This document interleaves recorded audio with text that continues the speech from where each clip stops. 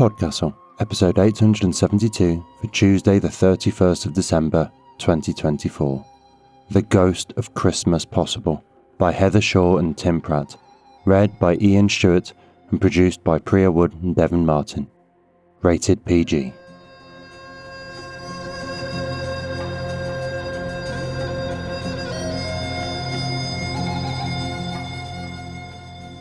Good morning, good day, good afternoon and good evening, and welcome to PodCastle, the flying castle of fantasy fiction.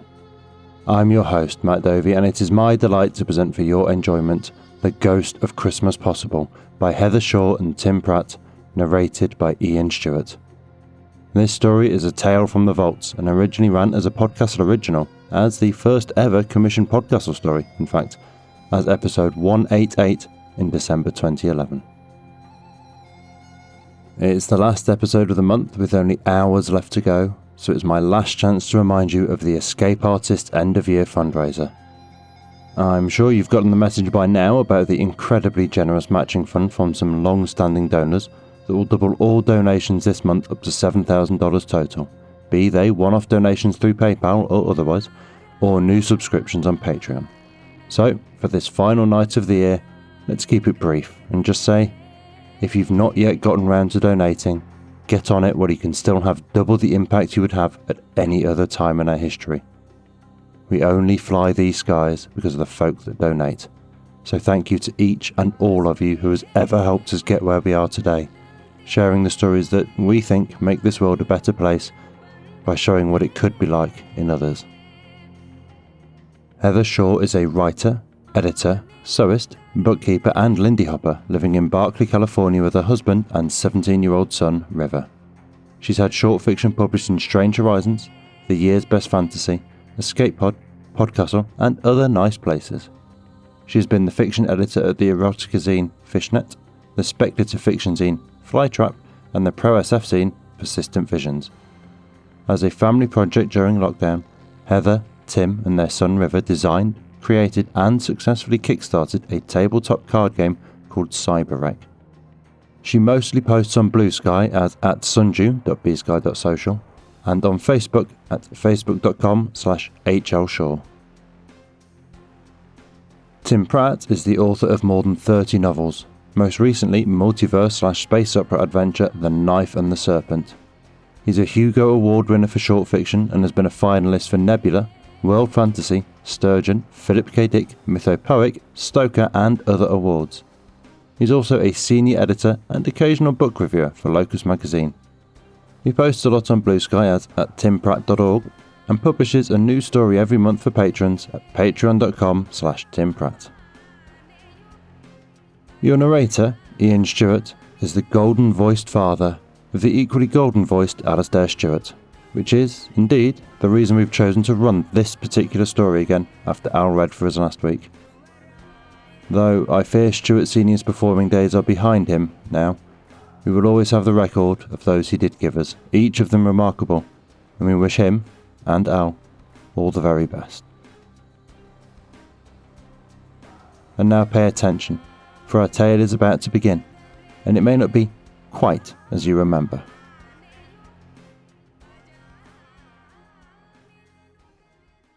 The Ghost of Christmas Possible by Heather Shaw and Tim Pratt. I was asleep, to begin with.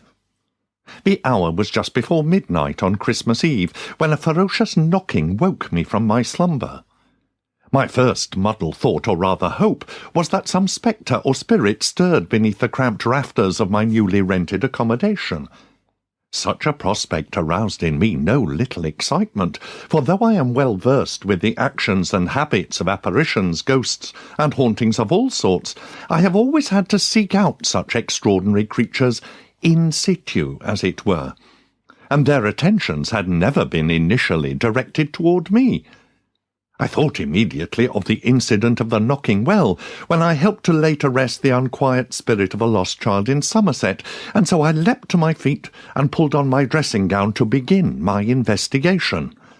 I followed the sound of the knocking, now ever more ferocious, through the corridor and down the narrow stairs. Alas, It soon became clear the knocking was of an entirely ordinary sort, attributable to some visitor pounding upon my front door, though the lateness of the hour did suggest some manner of emergency or alarm. When I opened the door, a wild-eyed creature with a ghostly white aura about his head and loose robes that flapped wildly in the wintry winds forced his way inside, and I reconsidered my assumption that he was a mortal man. I had certainly never encountered an apparition polite enough to knock, however vigorously, before entering, and when he spoke, I was crushed by the mundane quality of his voice, which possessed none of the eerie harmonics I associated with those few spectral beings who deigned to speak. "Mr. Hodgson, I presume. I have immediate need of your services, man."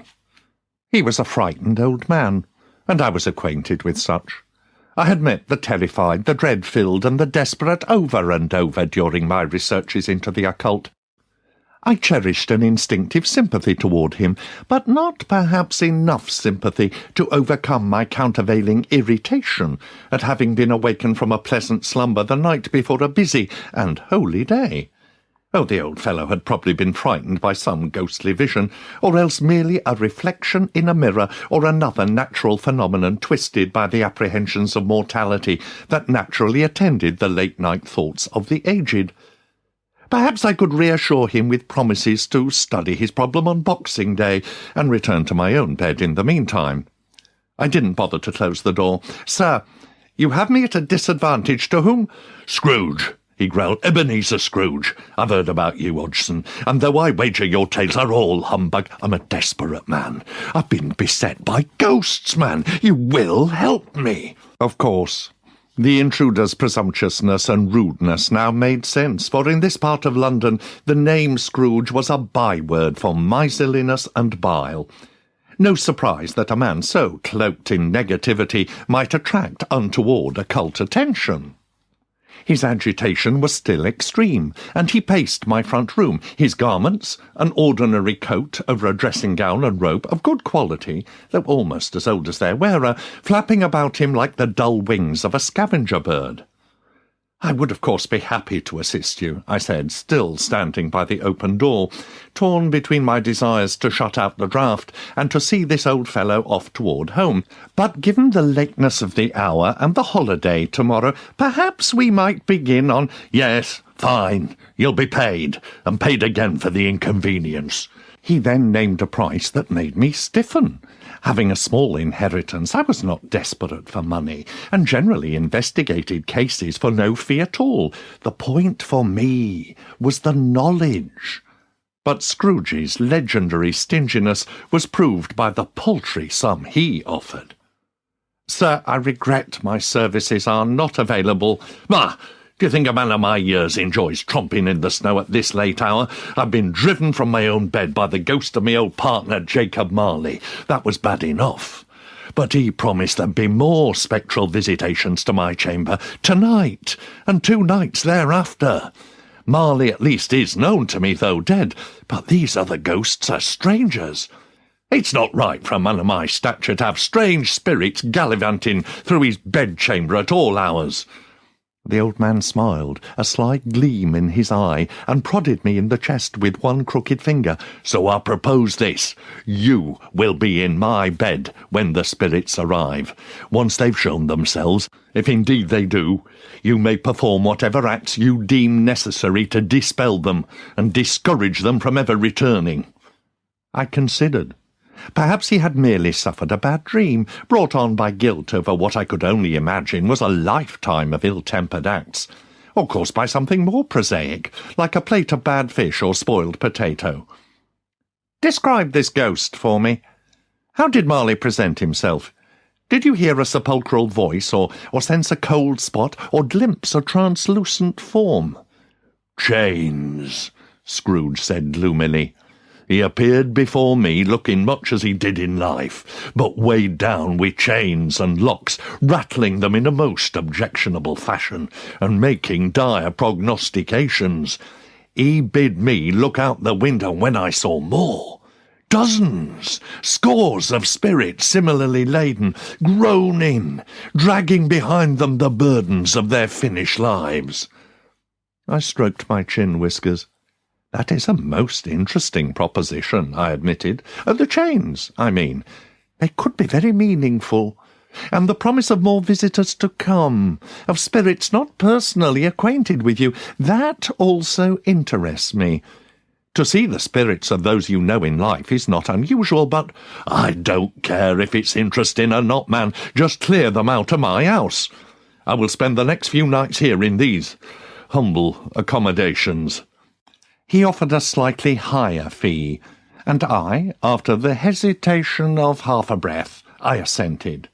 I had become interested in his case. To study 3 spirits on 3 successive nights, and to be entirely honest, I did not relish the prospect of a Christmas day spent with the family of my fiancée.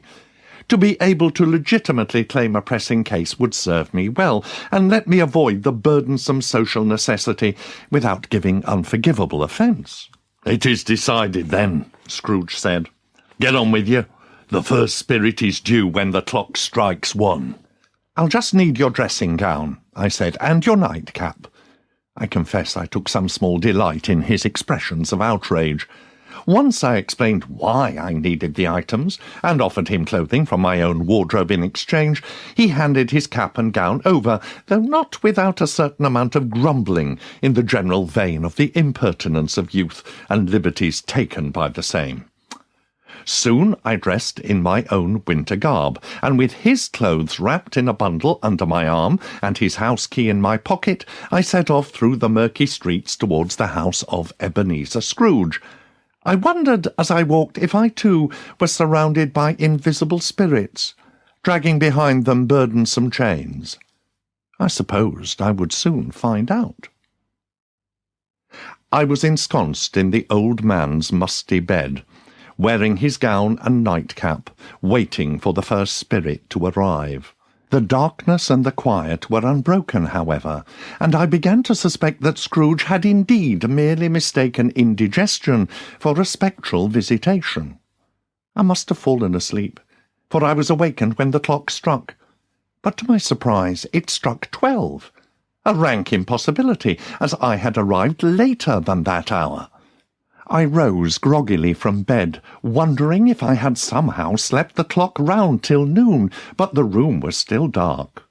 I groped my way to the window, rubbing away the frost with my sleeve, and saw only fog and darkness beyond.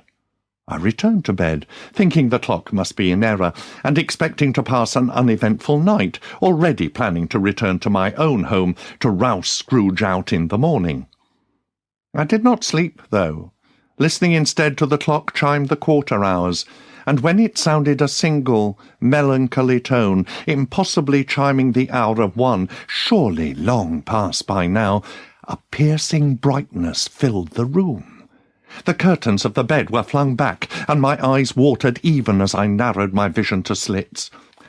As my eyes adjusted to the glare, I beheld a strange figure. From its diminutive stature, at first I thought it was a child, but it was also like an old man, seemingly at once near the bed, and yet far away. White hair hung all around its head and down its back, but it had the smooth cheeks of youth, and its bare arms and legs were well formed and muscular. It held a branch of holly in one hand, and its gown was festooned with summer flowers. But the strangest thing about the ghost was the jet of flame springing from the very top of its head, the source of the glaring brightness, like a gaslight turned high. The strange entity held a cap under one arm, most likely to extinguish the light when needed, and I sorely wished it would put the cap to that purpose. Despite the great light, it put out no heat, to my disappointment. Scrooge was parsimonious with his coal, and his room was as chill as the grave. I knew at once that this was no ordinary ghost, by which I mean not the spirit of someone dead. There are other classes of supernatural beings, surely, the Jinnai of the Mohammedans, the Banshees who warn the Irish of death, even the terrifying angels who fulfil the will of the Lord our God. But I had never encountered such beings, and this creature fitted no description of any such that I had read or heard. Alas, I was ill-prepared for anything other than an ordinary ghost. I had set up my magnetic pentacle around the bed, a creation of wire and iron and lodestone of my own invention, which manipulated the magnetic fluid in the ether to contain and capture ghosts. But I suspected it would offer no hindrance to an entity as uncategorizable as this one. I sat in the bed, gazing at the ghost, which gazed at me in return. I took my notebook from the bedside table and jotted down the broad aspects of its appearance so that I might refer to the notes later. I'm not ashamed to say my hands trembled a bit, and I doubt anyone other than myself would ever be able to decipher my scribblings. The ghost still watched me in silence. Taking advantage of its patience, I made a full study of the apparition, jotting down all salient details. After a time, I put the notebook on the bedside table, noting the clock was stopped, still, at 1 o'clock. I took up my book once again to note this peculiar alteration of the normal flow time, which action finally elicited a quiet sigh from the ghost. "So," I said, "you must be the spirit whose coming was foretold to me." "I am." The voice was low and soft, as if arriving from some great distance. I was cheered by this proof that my deception was successful. I had explained to Scrooge that while most spirits haunt a place, some haunt a person, and that in order to fool the ghosts into believing I was actually Scrooge, I would need to dress in his clothes, and put a few strands of his hair in my pockets, along with— there is no delicate way to put this— a lightly used handkerchief. Thus, cloaked by certain carriers of his essence, I hoped to trick the ghosts into believing I was their target. In turn, Scrooge dressed in my clothes to further muddle the etheric forms. It seemed the ruse had succeeded. "If I may ask," I said, "who and what are you? Exactly." "I am the ghost of Christmas past." Fascinating. I took up my book again, and the spirit spoke, as if interrupting me. "Your past." I scribbled down more notes, though I sensed my lack of reverence or fear did not please the ghost. So I put my pen aside. "Do you mind putting on the cap? It's useful to have a light to write by, of course, but it's a bit harsh all the same." "What? Would you so soon put out with worldly hands the light I give? Is it not enough that you are one of those whose passions made this cap, and force me through whole trains of years to wear it low upon my brow?" "Oh, I do apologize, I had no idea." I considered making a record of his words, but decided instead to commit them to memory, lest I arouse the creature's ire. "If the cap is composed of my passions, should I surmise that your size and stature and the brightness of your light also have some direct correlation with the disposition of my soul or my actions in life?" The creature only looked at me silently. I coughed, glanced at the motionless clock, and tried another approach. "Why do you come to me tonight, spirit?" "Your welfare," it said. "Yes, oh, well, very thoughtful, thank you." The spirit frowned. I tried to imagine what Mr. Scrooge would do in this situation, but having only a passing knowledge of the man, our recent midnight dealings notwithstanding, I was not on a firm footing here. The only conclusions I could reach regarded either rudeness, owing to his general character, or terror, owing to his inexperience with supernatural matters, neither of which seemed fruitful lines of pursuit. I said, "What exactly do you mean to do regarding my welfare?" Fortunately, the ghost seemed to have a plan. "Take heed," it said, and took me gently by the arm. It led me to the window, making clear its intention to spring out, with me in tow. "I'm mortal!" I exclaimed. The spirit assured me that, as long as it touched my arm, I would not fall. In point of fact, it eschewed the window, and we passed instead through the wall. A slight tingling was the only sensation that attended that extraordinary act, and we emerged to see the dark city beyond had entirely vanished. A clear, cold winter day in the countryside lay before us. Most extraordinary, though given the creature's demonstrated master of time, no surprise. I envied the ghost's power to stop clocks and turn back the hours, or so I suspected, as it named itself a ghost of Christmas past. Imagine the books I could read, the studies I could undertake, if I could make 1 minute last an entire night. The ancient questions I could answer if I could travel to the past and observe events for myself. Fascinating. I had encountered many spirits over the years, but never before had I been transported arm in arm with such a creature. Tell me, is our passage through physical matter and apparently space and time a power possessed by all ghosts, or are these properties particular to you alone? The spirit frowned at me, then gestured around the landscape. "You recollect the way?" it asked, at last, a trifle uncertainly. I sighed.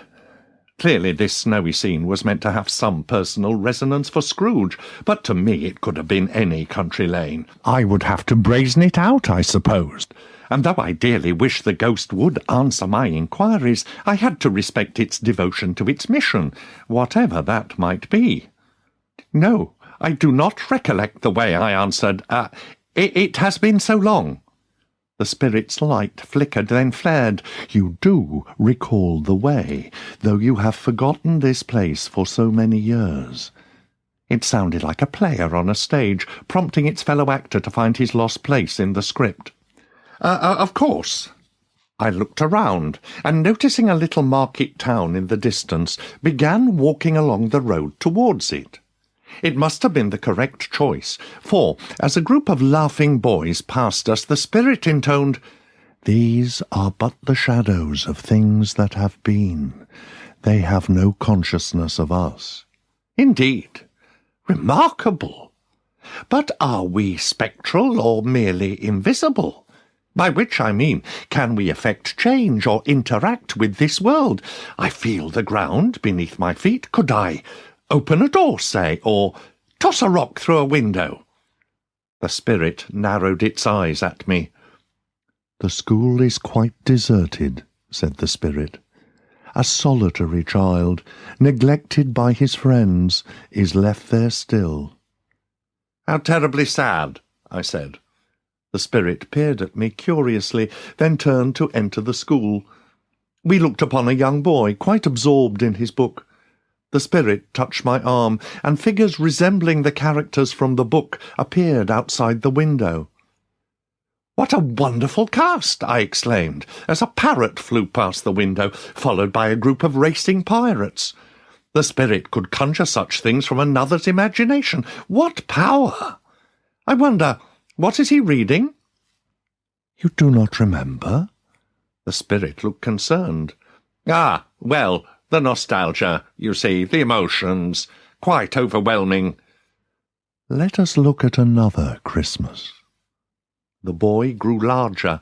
A scene played out where a young girl, presumably Scrooge's little sister, came to tell the boy he was to come home for good and all, thanks in part to her skilful manipulation of what seemed to be a rather unpleasant father.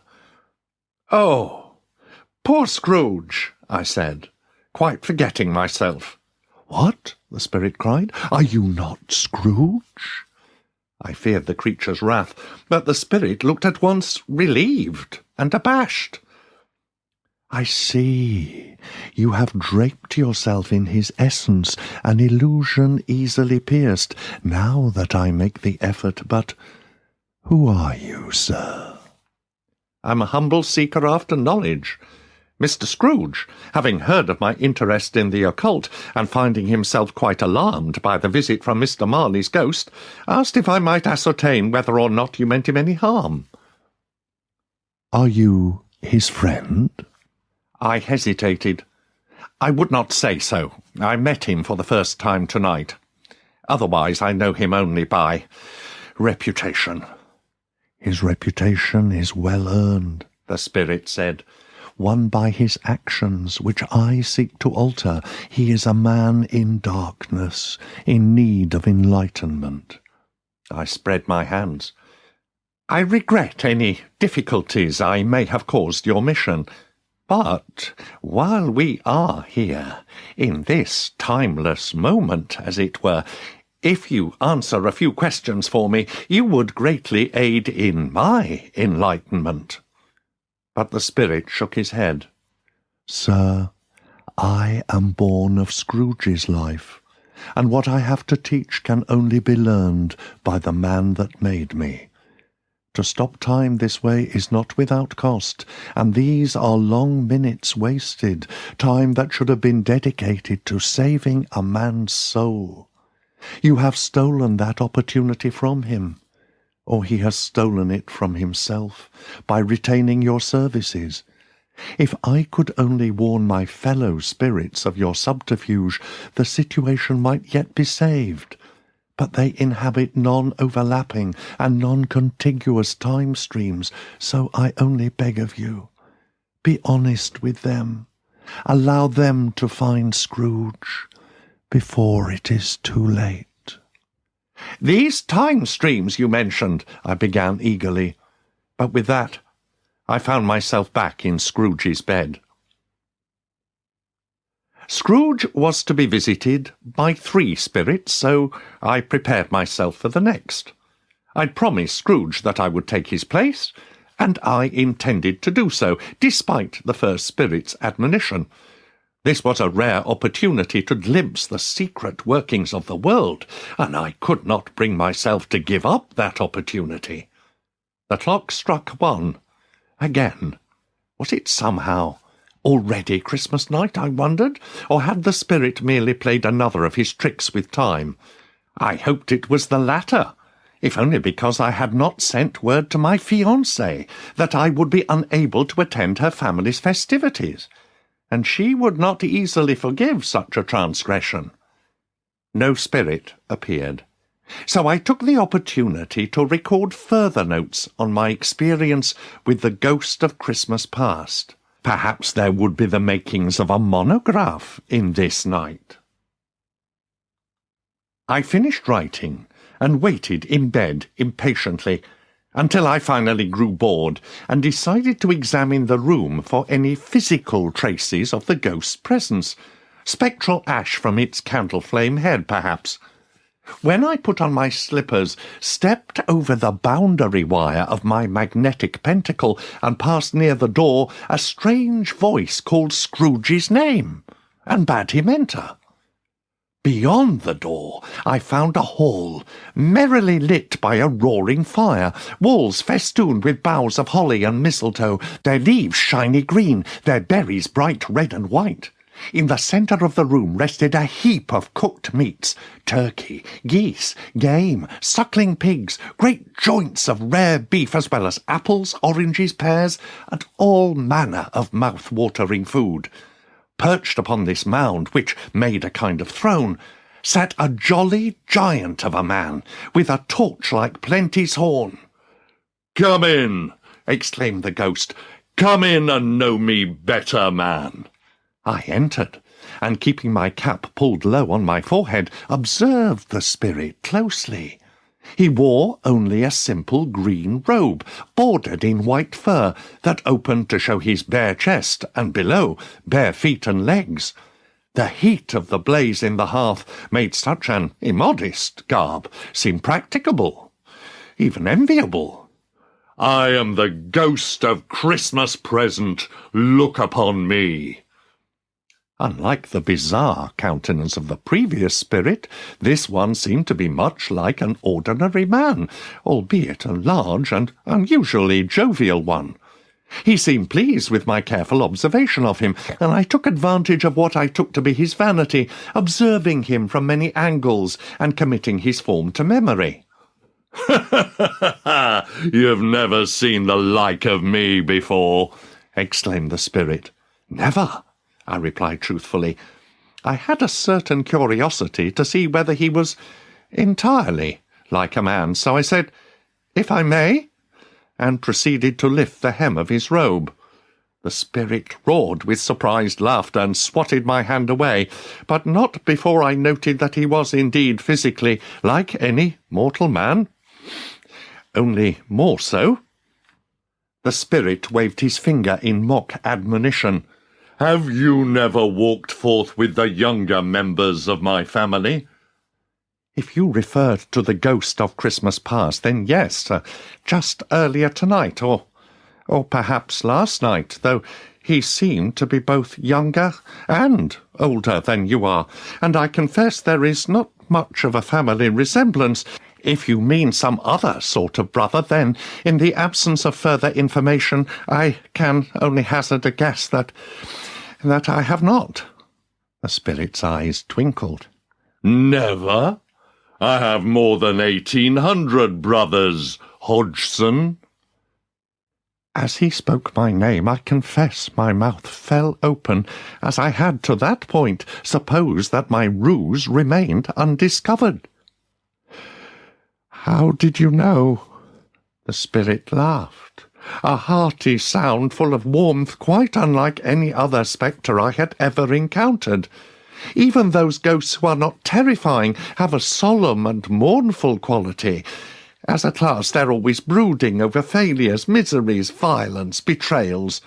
True, this was an entirely different order of being, but even the ghost of Christmas past had evinced a certain solemn mien.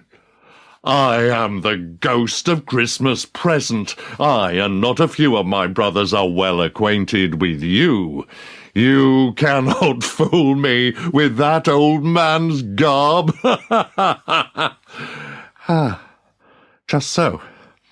This spirit, unlike the last, seemed at ease and willing to engage me directly, so I dared to continue. "You know me, and so you have the advantage. If I may ask, spirit, what sort of an apparition are you? You are not the lingering soul of a mortal man."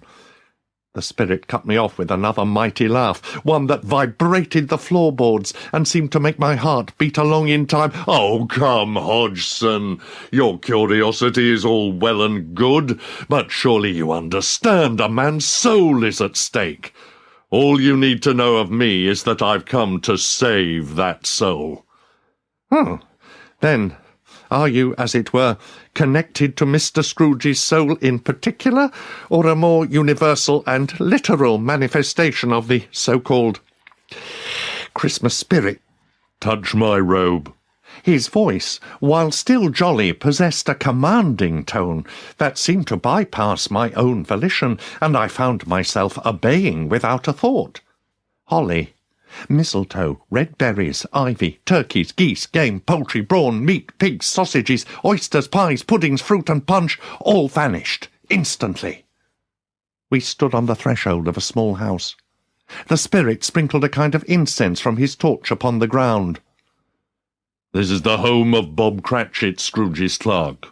His life would be much improved should our mission with Scrooge succeed tonight, for you see, we act not only on the behalf of Scrooge himself, but for all those whose lives he touches. All lives, especially in a city such as this, have bearing on other lives, you see. Behold this family, Hodgson, and know their fate is in your hands." A woman wearing a threadbare gown brightened with colourful cheap ribbons set the table, helped by a younger woman similarly attired. A young man stirred a pot on the stove. Small children raced about, shouting merrily about feasting on goose.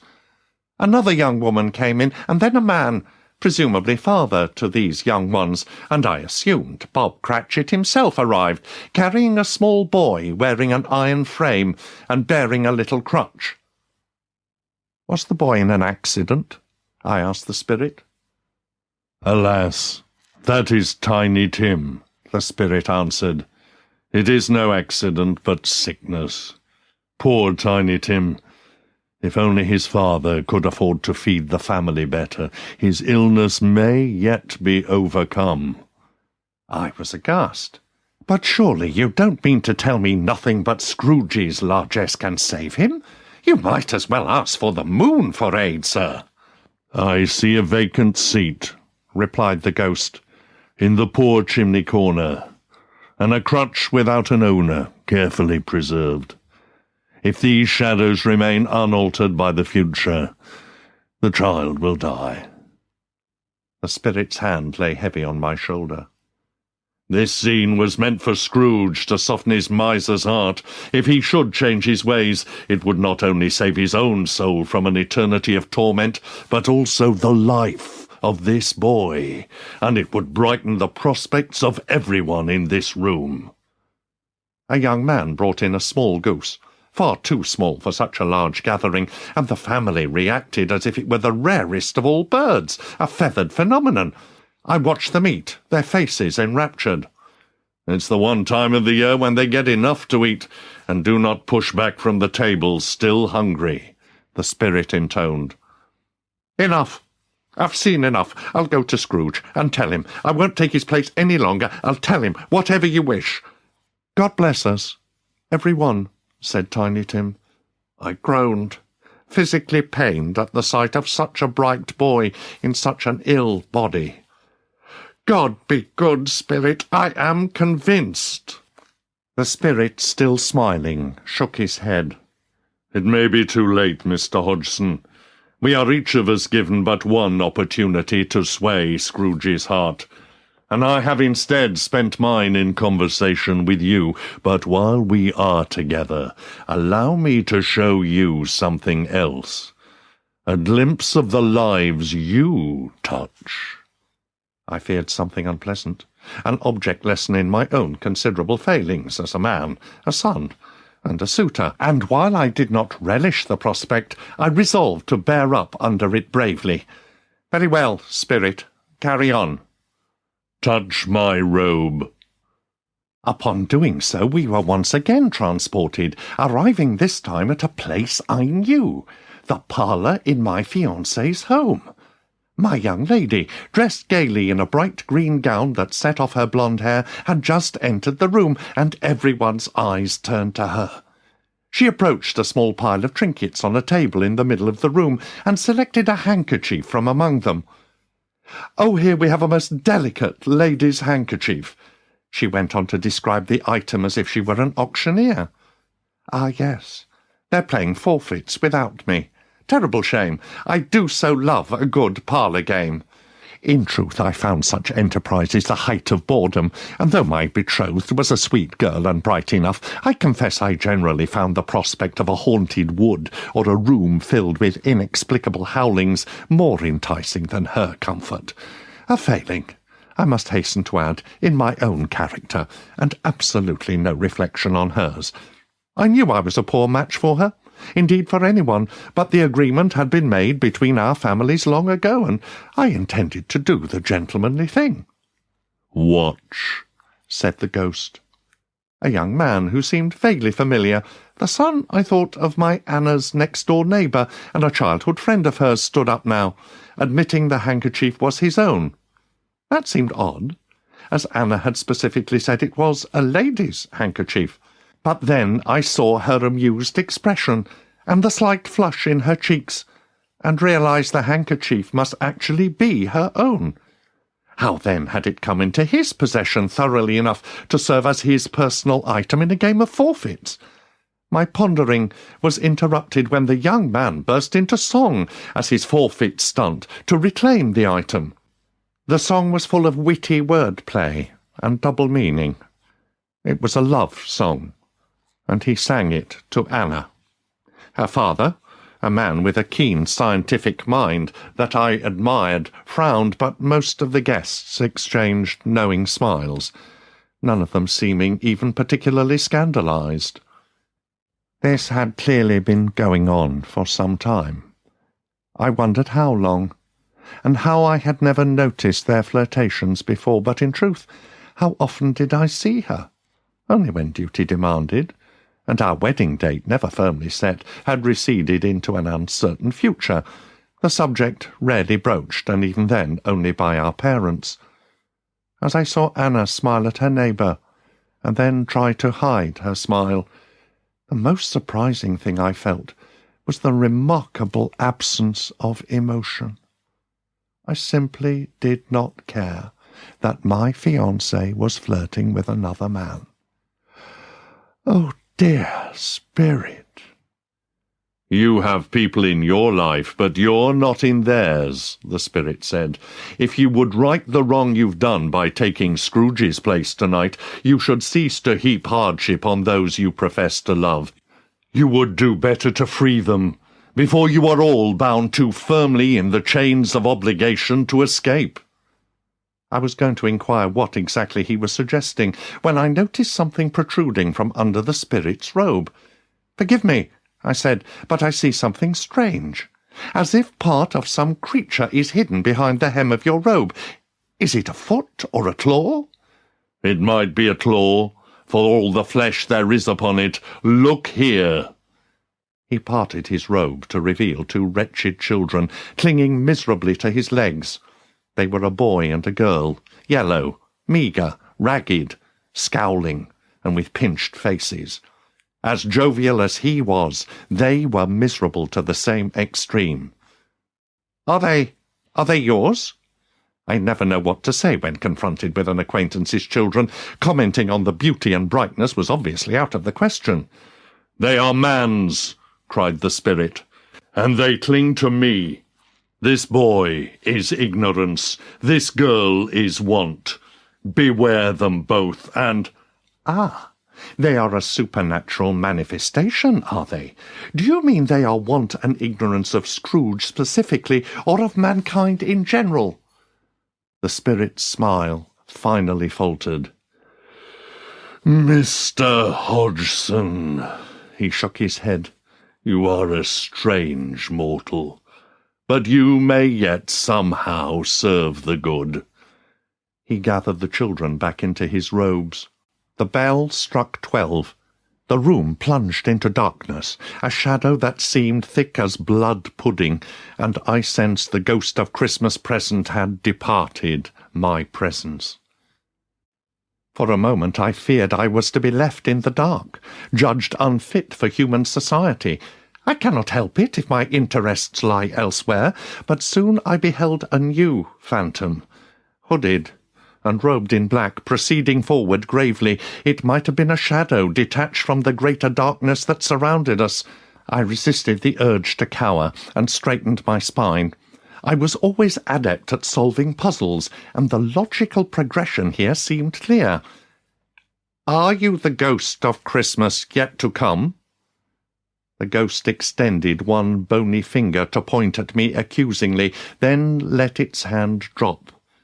The ghost pushed back its hood, revealing a wizened head that looked much like Scrooge's own, but more shrunken, almost cadaverous, skin pale as snow, except for hectic red spots on each cheek. Mist swirled around us, and the darkness formed itself into shapes, bare trees, iron gates, mausoleums, and headstones. The ghost sat on a convenient tombstone and regarded me with dull black eyes. "Well, well," he said.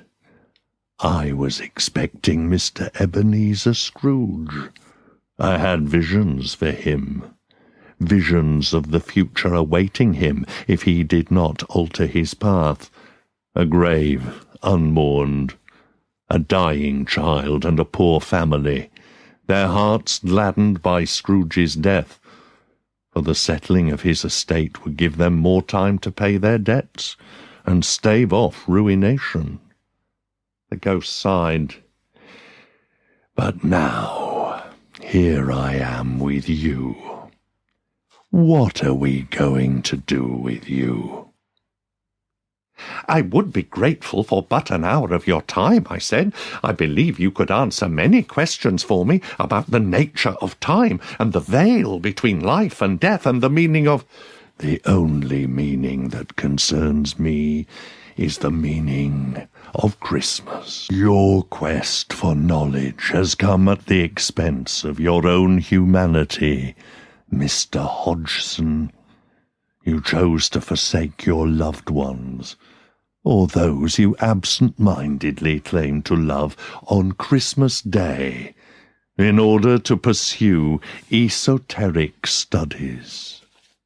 My interest has always been more with the dead than the living, I confessed, but I have never been a cruel man as Scrooge is. I've done much good, I think. I've helped unquiet spirits find their rest, and given peace and comfort to those frightened by apparitions.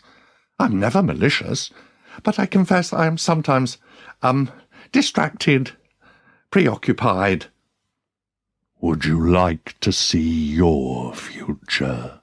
The ghost said. I did not hesitate. I will gladly witness anything you choose to show me. The ghost pointed to a nearby headstone. There is your future, a lonely grave, bow close, and you may read the date of your passing. It is not so terribly far in the future. You meddle in matters beyond human understanding, and some of those matters are dangerous. You will eventually encounter a haunting more potent than you expect, something your magnetic pentacle cannot contain, and it will claim your life. Worse, it will consume your soul. Scrooge faces an eternity dragging the monstrous chains he forged in life, but you will have no eternity at all. At least you will not leave a widow, as the young lady to whom you have promised yourself intends to pursue the dictates of her own heart, with her mother's blessing and her father's grudging acceptance. I confess a certain feeling of relief at that prediction, but the prophecy of my death quite overwhelmed that positive emotion. I did not approach the stone. Tell me, ghost, are these the shadows of things that will be, or are they shadows of things that may be? Unless you change your life, what may be and what will be are one and the same.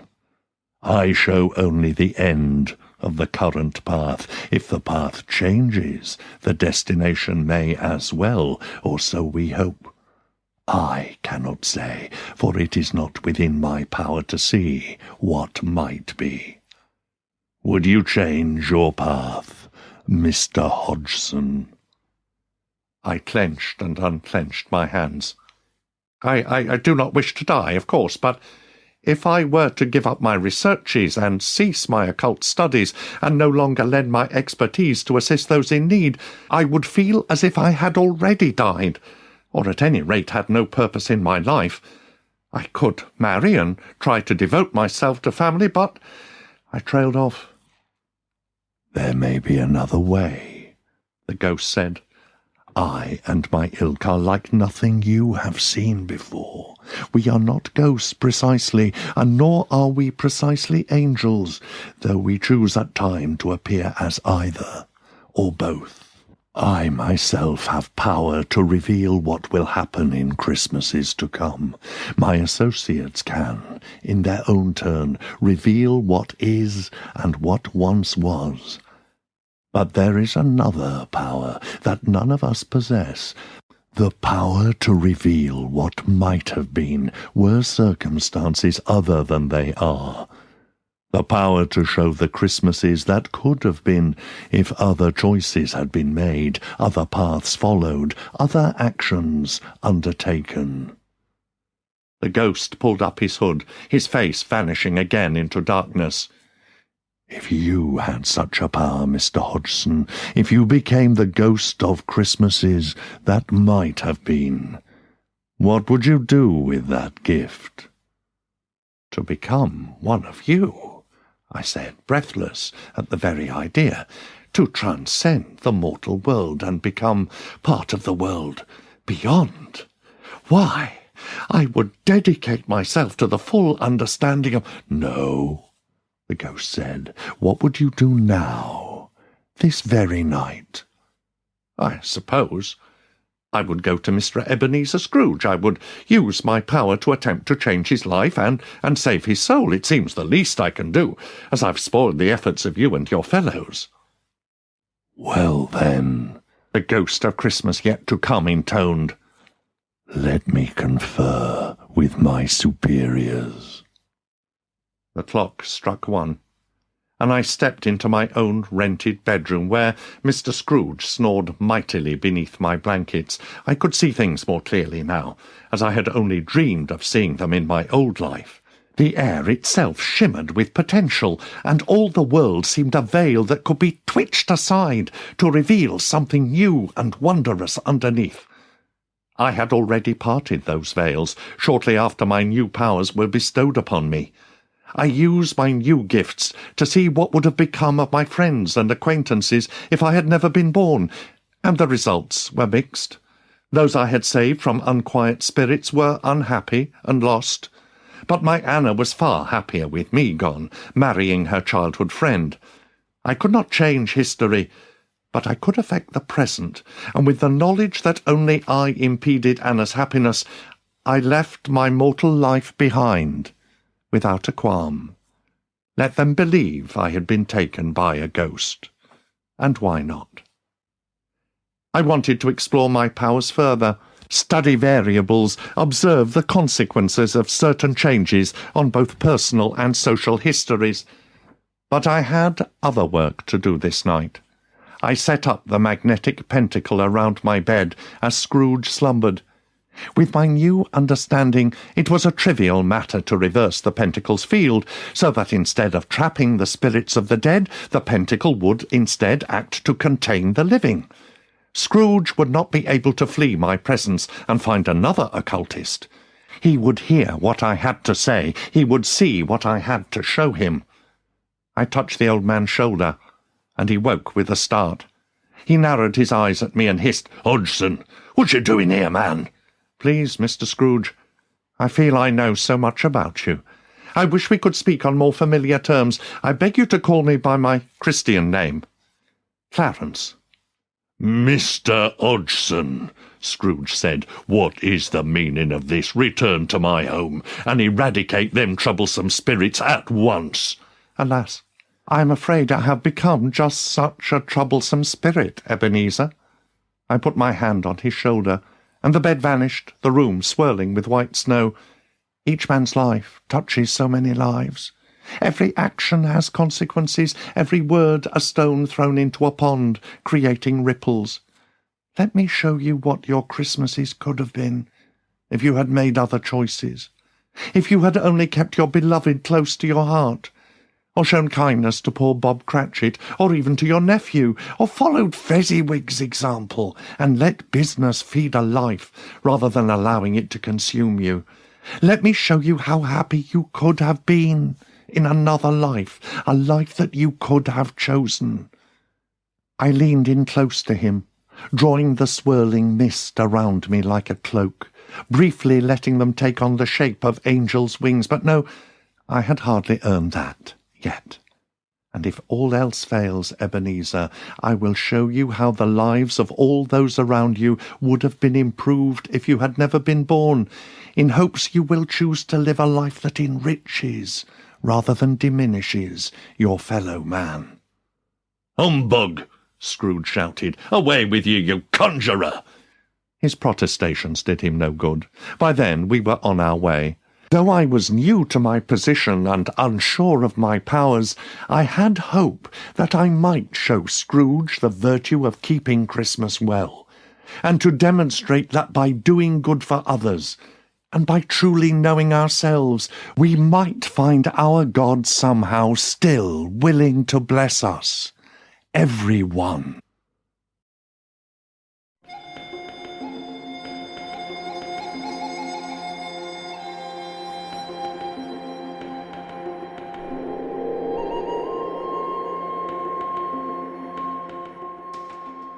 And welcome back. That was The Ghost of Christmas Possible by Heather Shaw and Tim Pratt. And if you enjoyed that, then it's because you've probably been enjoying these Christmas tales of theirs for years, and you already know how to find more of them on our website by clicking through to the author pages of either of them, right? Right. And that, ladies and gentlefolk, has been our 2024. I think it's been a pretty remarkable year of stories, all told, if you'll forgive some slight bias in that opinion. Our Palestinian month in November was phenomenal. Every single story a certified banger. A Most Lovely Song by Albert Chu is an awards-eligible original and has the clearest call to action of any story I've ever known, and should be textbook reading for anyone in a first world country that continues to permit the Israeli genocide in Gaza. Ectasis by Samir Serk-Marato, also awards-eligible, prompted the most personal, vulnerable outro for me that I've ever dared give. The Gollum Lover by J.H. Siegel was a unique take on grieving a husband, only insofar as it's the only story that's ever dared to be so honest about certain aspects of that loss, and was, again, an original, eligible for all relevant awards next year. Flight by Charlie Sorensen is the story I reread most times before writing and recording the host spots, because it offered so much in repeat visits, and honestly the outro is one of my favourite ever rants. This Wooden Heart by Eliana Castroianni, another awards-eligible original, was steeped in grief and regret and hopes of better days and better ways. And The Adventure of the Fairy Coffin, being the first Morstan and Holmes occult detection by Rebecca Buchanan, was just damn good fun. And so much more. We've had takeovers from Cast of Wonders, photos of our dogs, double bills and three-parters, stories to make you laugh, stories to make you cry, stories to make you care. We've put it all out in the world this year, and put a lot of ourselves into it too. Listen to Eleanor's outro on Gollum Lover if you want to understand how much some of these stories mean to us. And none of it would mean a thing if you weren't listening to it too. So, thank you for being here with us every week for however many years it's been for you. We'll be back in the new year, every Tuesday, with one story told well for you. See you then, yeah? Much love. That was our show for this week. On behalf of everyone at PodCastle, your co-editors Shingai Enjori Kagunda and Eleanor R. Wood, assistant editor Caitlin Zavanovich, audio engineers Devin Martin and Eric Valdez, and our many wonderful first readers, Andrew Cahoe, Craig Jackson, Amalia Harrington, Julia Patt, Kieran Corsaini, Ryan Cole, Sarah S. Messenger, Shrikripa Krishna Prasad, Tava Nova, Tierney Bailey, Zeev Witties, and myself, Matt Dovey. Thank you for letting us share another story with you. The legal bit. PodCastle is part of the Escape Artist Foundation, a 501c3 non-profit, and this episode is distributed under the Creative Commons Attribution Non-Commercial No Derivatives 4.0 international license. That means you can share it, and please do, but you cannot sell it and you cannot change it. If you want specifics, check creativecommons.org. Our music is by Shiva in Exile. Everything we do on PodCastle is 100% donor funded, and if you'd like to support what we and the rest of EA do, please join us on our Patreon at patreon.com/EApodcasts. Prefer another method? There's details for supporting us via Twitch, Amazon Prime, Ko-fi and PayPal on escapeartist.net. We'll be back next Tuesday with another fantastic tale. In the meantime, you might care to check out our sister podcasts, Escape Pod for science fiction, Pseudopod for horror, Cast of Wonders for YA speculative fiction, and Catscast for speculative cat stories. If your heart belongs to us though, we'll see you next week. Be safe and be kind.